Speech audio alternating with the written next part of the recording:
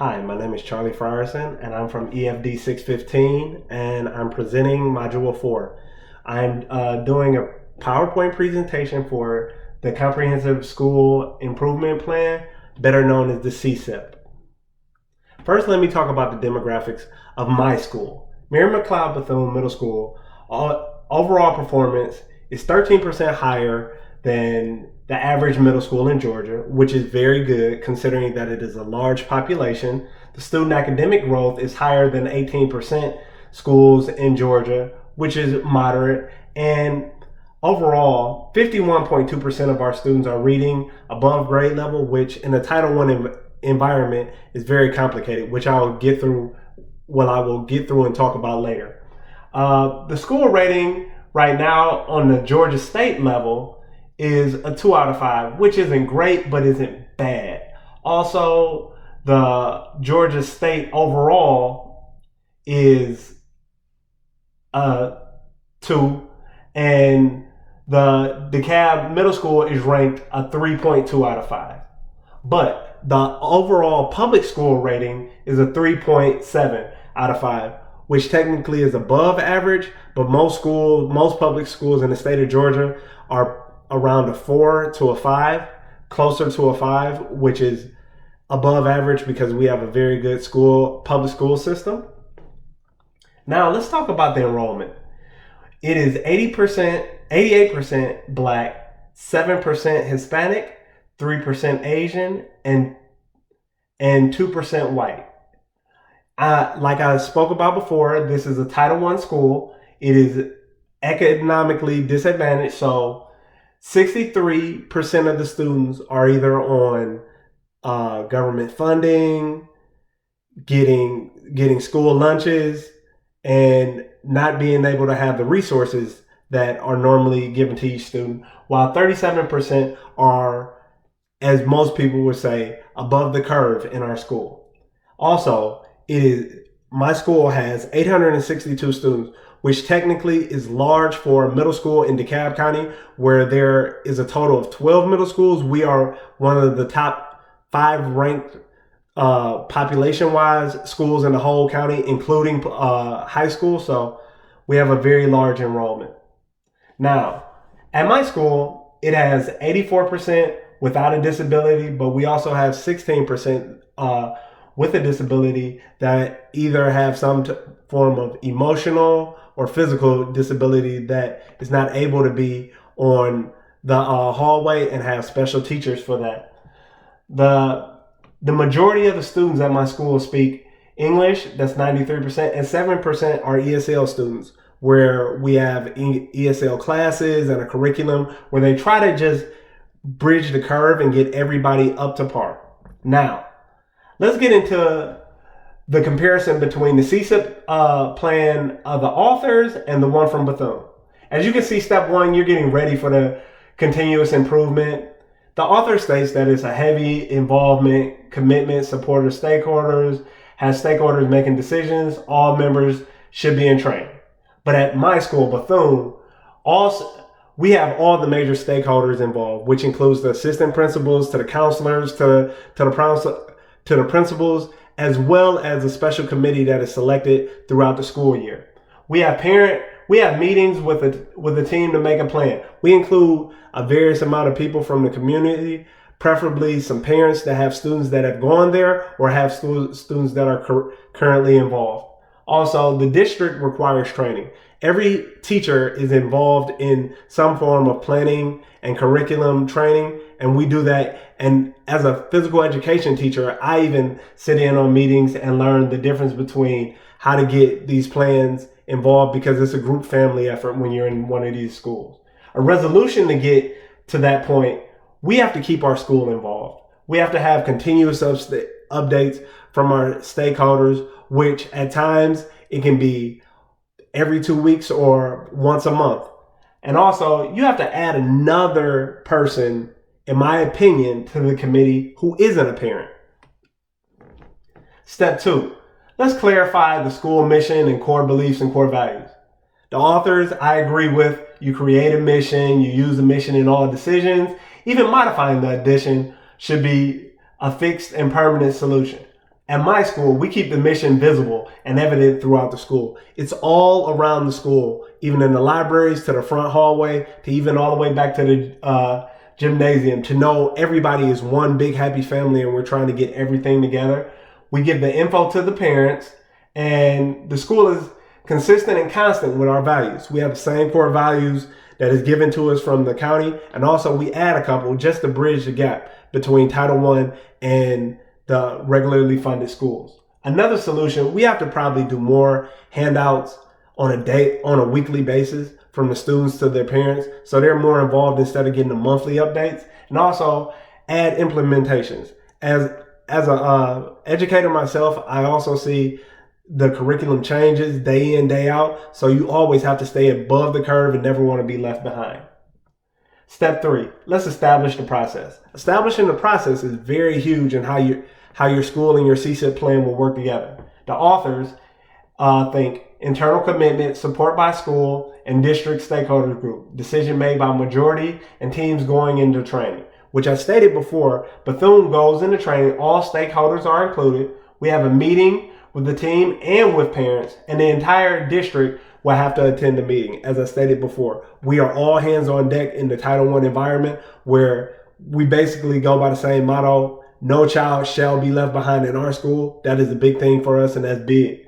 But right now, we need more administration involvement. We have a team, which is Dr. Hooker and Dr. Outler, that I speak about later on in the presentation, and that gets the meetings organized and tell us how to do it. And also, we have to expand our roles as a staff.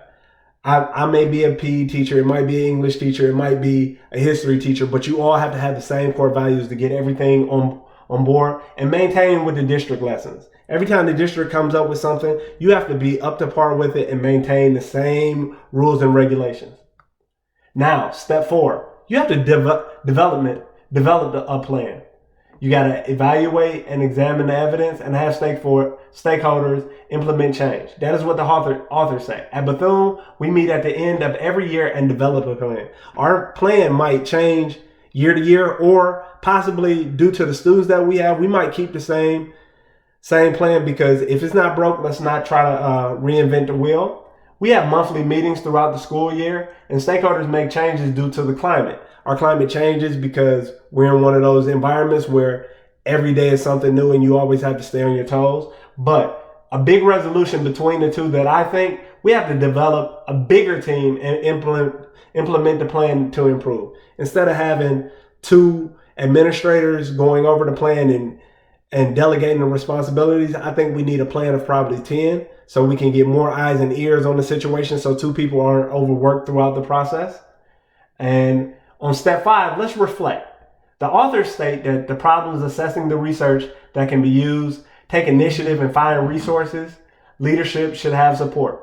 At our school, the school has a team to stay ahead of the problems. This is different than the team with Dr. Outler and Dr. Hooker. This is an educational team that is up under the administrators that definitely listens to the new educational trends and go to PLs on any given time to give everybody some form of information so they can get together. Grade level teachers collaborate to share ideas. We have collaborative planning once a week with all grade levels, from connections to everything, where we all try to get on board and spearhead this success train. Also, we focus on the 3 goals and keep the focus there.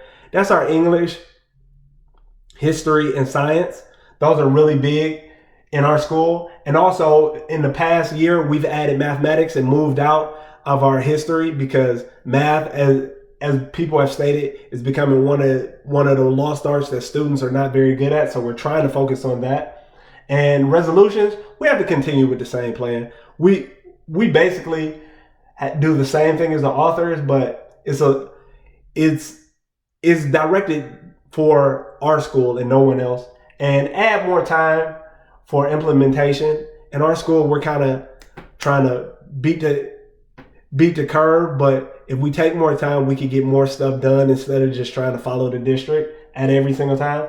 And basically always seek improvement. Let's not get complacent in this situation. Last year we had very good scores, and basically Our scores were 40% were reading at grade level, and as I stated, we're over 50%. That's huge. Now we're trying to constantly get past 50 and get to 60.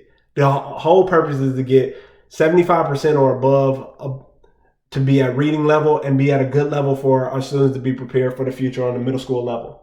Now, let's plan. Planning is the most important part of this implementation. You can have a whole bunch of ideas, but until you put it in the plan, it won't work. The author states, plans fail because the plan isn't detailed enough. The plan and process is intentional, and the school is to assist. Now, the CSIP in our school is precise on what is to be focused. Like, we're very, very, very precise on how we need it. We're consistent meetings to ensure all parties are in sync. If one teacher doesn't know, we will have a impromptu meeting just so the teachers can get online and get together and make sure we're all on the same page. And like I stated, we have our meetings to stay aligned. We don't just have meetings just to pump out information. We just want to be on the same wavelength where every teacher is involved. Also, a resolution, stay connected with the staff and the community. Most teachers and the staff understand that in our community, we're only as good as the students that go in and only as good as the community that supports us. So we're trying to get together on many occasions and do this together and keep people informed of the plan. Every time a teacher comes in with a plan, a family member or a student will love to know what's going on, and the parents should be in detail with everything that's going on so we can also be on the same page. Step 7, you got to do it. Plan is easier than execution. Success depends on all parties. Now at Bethune, we meet and make the plan, then implement it. We might rush through some things, but we meet and make this plan, and we don't stop until every book is turned over and we find what we have to do.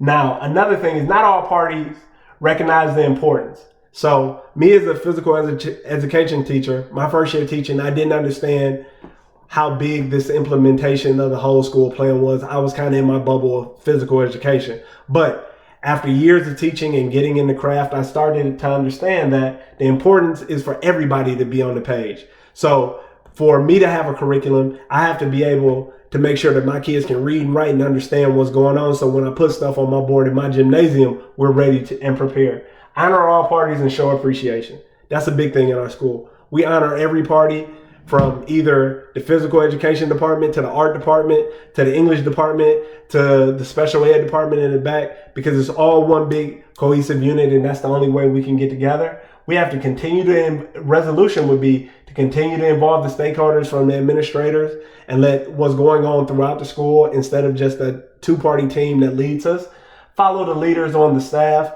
Everybody has a head of their department, and we try to make sure that we follow their lead, even though at times stuff may seem a little bit difficult and everybody has different schedules with their curriculum, but you have to find a way to lock in with your leaders and honor all the hardworking parties. That's a big thing. All the people in a school is only not as good as the administrator, not as good as the students, and the staff. You have to all be one cohesive unit, and that's big for us. Now, my final thoughts, as I sit back and I look at the author's ideas in regards to my school, I think a lot of those plans are very, very good, but it's easier to implement those plans when you have resources and you have more tools and the plan. I teach in a district where we have 12 middle schools, we have 18 high schools, and we have 24 elementary schools. So with going to the district, a lot of the things that's going on, it's kind of hard to get on the same plan. A lot of people don't understand that in a Title I environment, you have the Title I schools that are less fortunate, and we might not have all the resources. So our plan might have to deviate from the quote unquote district plan, but we try to find a way. And in the book and from what the authors state, they try to have one big plan and everybody goes with the stakeholders and do that. And it sounds good, but in my opinion, in the Title I environment, it's a little different. But overall, everybody has the same goal in mind.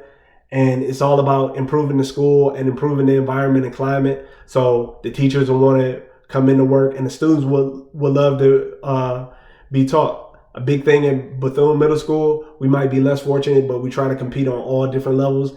in the classroom and do everything we can, because in one big happy family, that's the way our school is brought up. And the plan is to get together and we celebrate our success with our goals. For example, when our school got to the point where we were reading above the grade level, on the same grade level, everybody celebrated. That's a big win for a Title I environment where people look down on you and just think it's all government funding, but it's not. So that's the end of my presentation, and thank you, and everybody please stay safe.